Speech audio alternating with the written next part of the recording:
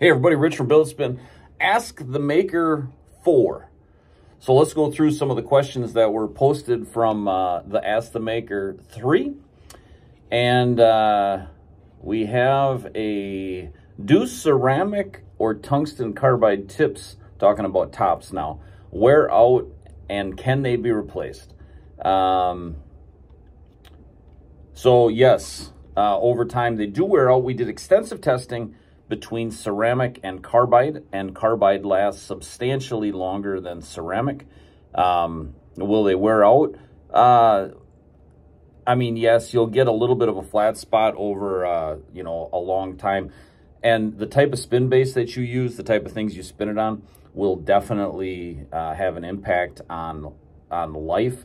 So if you use face oils, and rub them on your base, that'll lubricate the base and that will make them last longer. Some of them can be replaced, some of them cannot. But they're to actually wear through the bearing would take multiple lifetimes. So yeah, they're gonna last a very, very long time. But absolutely fantastic question. Next, we have the Billet Spin Thunderstorm Anodization colors. I was talking to another member of the subreddit about this, and it seems as though Billet Spin Thunderstorm Anodization colors are nowhere near as vibrant as pictured on the website. Anybody else share this sentiment? Okay, this is a fantastic question, and this comes up, or comment that comes up every now and then, probably about once a year. So let me explain the situation. When I take pictures, I have one job: to accurately show what the product looks like. Now, when it comes to anodization, man, why am I struggling with this? Anodization colors, anodized colors, we'll just call it that. The first thing you have to know is that it is a clear layer that refracts light, and the thickness of it is what changes the colors. So you go through the color spectrum, and the thicker it is, that's what changes the colors. So the thinner the layer, the more your hand oils will dull it. And this is true with your Timascus, titanium, Zirc. That's true for all of that. So if you have something that's anodized, whether it be flamed or electroanodized, and your hand oils don't affect the color as much, it means it's a higher temp flame color, or it's a higher voltage electroanodized color. So that's the first thing. Now, when you're talking about on the Thunderstorm, we like to go, so the colors, it goes gold, then it turns like an orange, then it turns purple, then it turns blue, and it goes past that. But those are the colors that we like to focus on the Thunderstorm. So those are mid to low colors, which means that your hand oils are definitely going to dull those colors. So when I take the pictures, the pen is perfectly clean. What do you clean it with? Windex. Windex on a paper towel, clean the hand oils off, and it'll be, it'll look just like what I see. So when I see it sitting on the table under perfect lighting, now here's what you got to understand too. The color temperatures that you view these pens under, anodization colors, they are affected greatly by the color temperature lights that you have. And what I've found is that lower color temperature lighting shows the colors of anodization much better than high temp. So you get into lights that are doctor's office lights, 5,000, 6,000 color temperature, you don't see them nearly as well. So this is what I would suggest, is you take a Windex on your Thunderstorm and you spray it on there, you clean it so there's no hand oils on it, and then take it outside in the shade. And that's where you're going to see the maximum color vibrancy. And my lighting setup here, there it is right there. That's what it's set at. And it's white balance, so it'll, you know, it's going to look good in here under anything. But you're dealing with perfect lighting. So the hard part is that people who know this, they can take it and they're like, yeah, this looks exactly like what it does, until they hold it and then their hand oils get on it. And other people who just don't have as much experience with anodized colors, that's where a post like this, you know, comes from. And I totally understand. So again, with us, if you're not happy with the product, we'll always take it back. We're always going to take care of you. So that's a good thing. Obviously, if you open it up and it's like, hey, this isn't what it is, you know, and you then send it back right away. Don't sit there and use it for a month and then want to send it back. But that would be my advice. You'll see the colors. Now, obviously, these are flamed. No two are identical. So they're flamed. Some of them depending on the color, because they get flamed and then they get tumbled afterwards. So depending on the tumble, they can vary a little bit. But I can tell you, when I put 50 of them all right next to each other, they all look very, very similar. So clean them, take them outside in the shade on a bright day, and look at it, and then you'll see the colors like what they are on the website. But again, if you're not happy, totally understandable. Send it back. We'll get you a refund, and all is good there. That's an absolutely wonderful comment, and that's one of the reasons I love Reddit, because, you know, I love the feedback. Okay. Rare is the occasion that I'm sad to not use Parker G2's. Products are crazy, hard to ignore. Transparency top notch. Any plans for an Energel cam pen? Yeah. Yes. I'm going to be gone. Sue's going to be gone, but you'll probably see that. Hopefully, we got to see how it goes, but probably in a couple weeks, there'll be the Energel cam pen, which will be like the Reddit cam pen, but not with the same milling. That was unique to Reddit. So,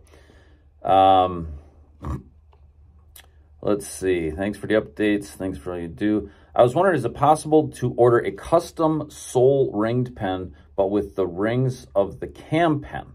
Okay.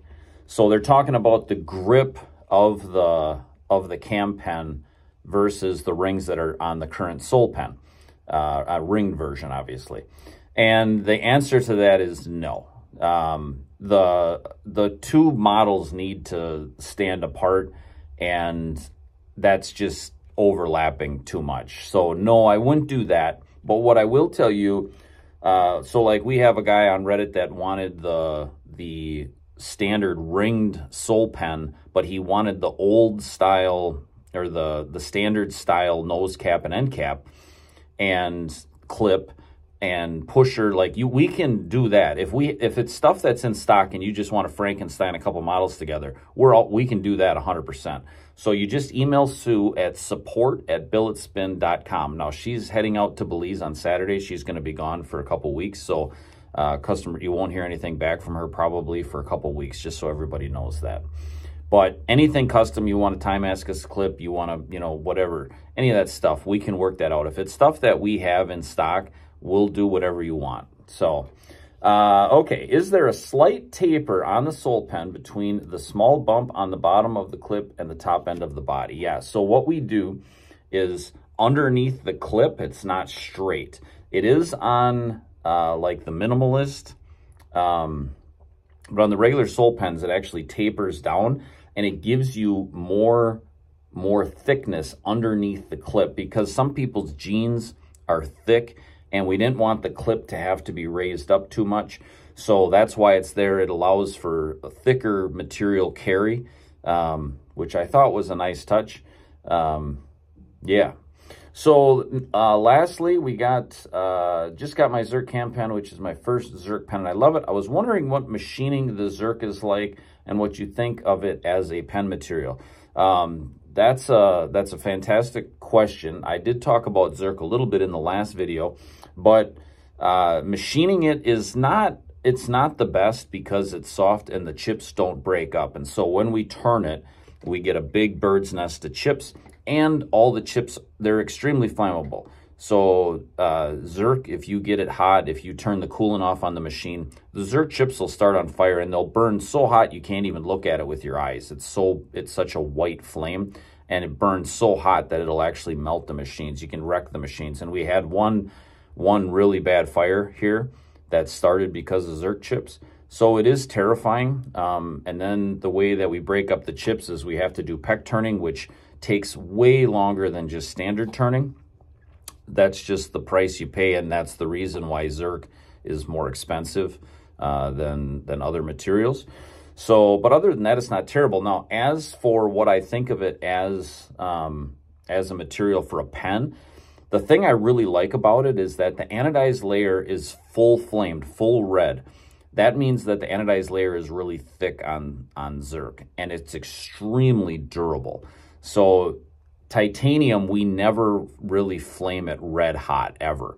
So, and if you do, like, you can do it quick and then you can get some interesting colors. But because Zerk, you get it red hot and prolonged, and you can even do it multiple times, the anodized layer is really thick and extremely durable. So that I really, really like. It is a little bit heavier than titanium. So for pens, a lot of people don't like the extra weight, but it just is what it is. It's kind of a nice trade-off. I like the black. My favorite material combination, hands down, is Zerk with black Timascus.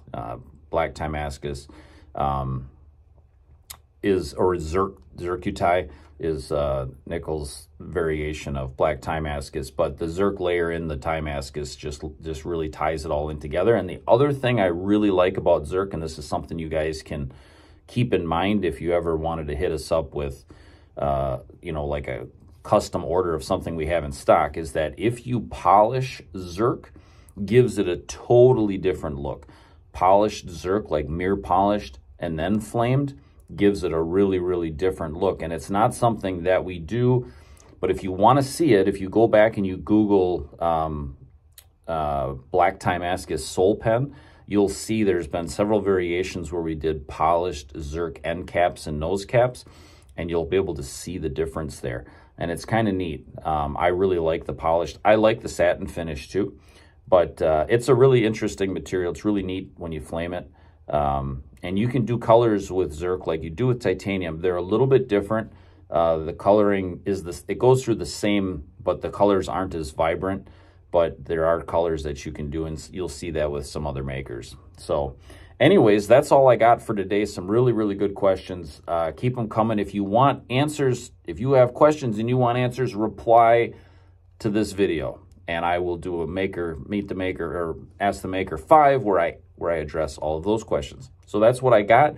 Going away for the weekend. I hope you guys have an amazing rest of your weekend. We'll see you later.